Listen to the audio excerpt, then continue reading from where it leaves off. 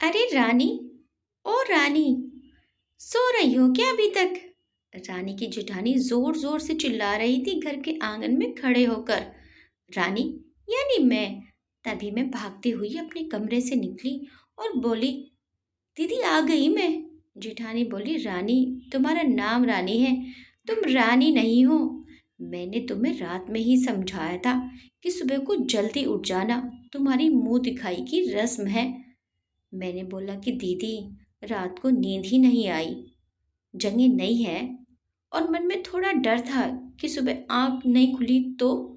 रजनी दीदी हंसती हुई बोली, रानी, मेरी प्यारी देवरानी, जल्दी से घूंघट कर लो, अगर माँ जी आ गई तो हंगामा हो जाएगा। मैंने घूंघट किया ही था, तभी माँ जी वहां आ गई और कड़कड़ाती आवाज में बोली, अब क्या यहीं गपशप मारती रहोगी तुम दोनों?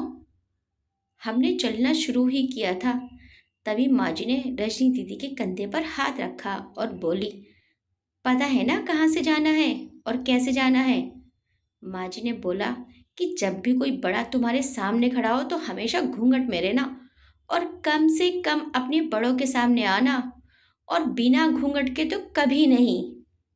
रजनी दीदी कुछ बोली ही नहीं, बस अपना सर हिलाकर हाँ बोल दिया। मैंने भी बस अपना सर हाँ में हिलाया।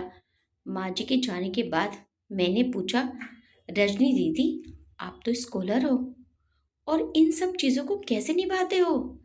रजनी दीदी मुस्कुराई और बोली, मैं थारे जेठ जी से बहुत प्यार करती हूँ, इसीलिए अब तक चुपचाप सभी चीज़ें निभा रही हूँ। मैं कुछ नहीं बोली और चुपचाप रजनी दीदी के साथ घर के बाहर वाले कमरे में जाकर बैठ गई। वहां पर एक पड़ोस की आंटी जी बैठी थी। वो बोली कि ये कैसी बहू आई है, ससुर जी सामने खड़े हैं और ये यहाँ बैठी है, मुझे कुछ समझ ही नहीं आया। मतलब रजनी दीदी बोली कि आंटी जी, अभी नई बहू है, यहाँ के रीति रिवाज सीखने में थोड़ा समय लगेगा। रजनी दीदी मुझे वहां से उठाकर मेरे कमरे में छोड़ गई। 6 महीने यूं ही छोटी छोटी चीजों में बीत गए। फिर एक दिन मैं राहुल के साथ साड़ी लेने गई। राहुल का फोन आया और वो दुकान से बाहर बात करने चला गया। साड़ी की दुकान पर मैं बेधड़क होकर साड़ियाँ खरीद रही थी। तभी साथ में बैठे हुए अंकल जी खांसे। एक बार, फिर 2 बार, फिर 3 बार। मैंने साड़ी वाले भैया से बोला कि भैया, इन अंकल जी को पानी दे दो, बहुत खांसी हो रही है इन्हें। अंकल जी भड़क उठे और बोले, क्या बदतमीज लड़की है ये, कुछ शर्म लिहाज है ये नहीं इसे? दुकान पर हंगामा देख राहुल बाहर से भागकर अंदर आया और अंदर आते ही अंकल जी के पैर छूकर बोले, मामा जी आप यहाँ?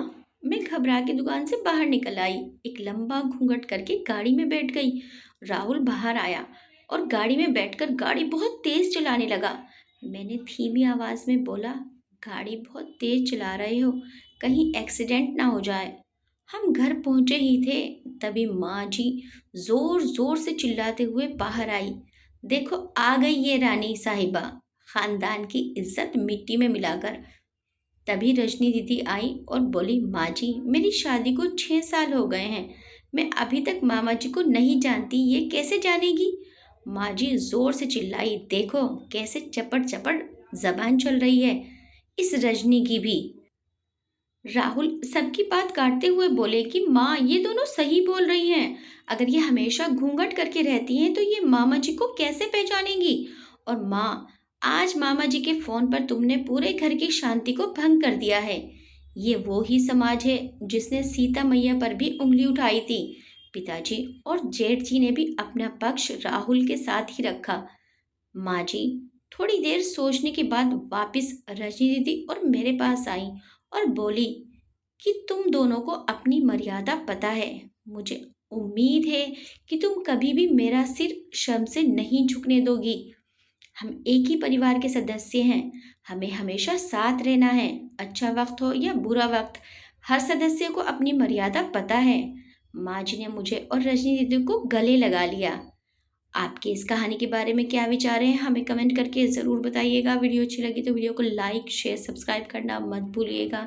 मिलते हैं नेक्स्ट वीडियो में एक अच्छी सी कहानी के साथ। Till then bye bye.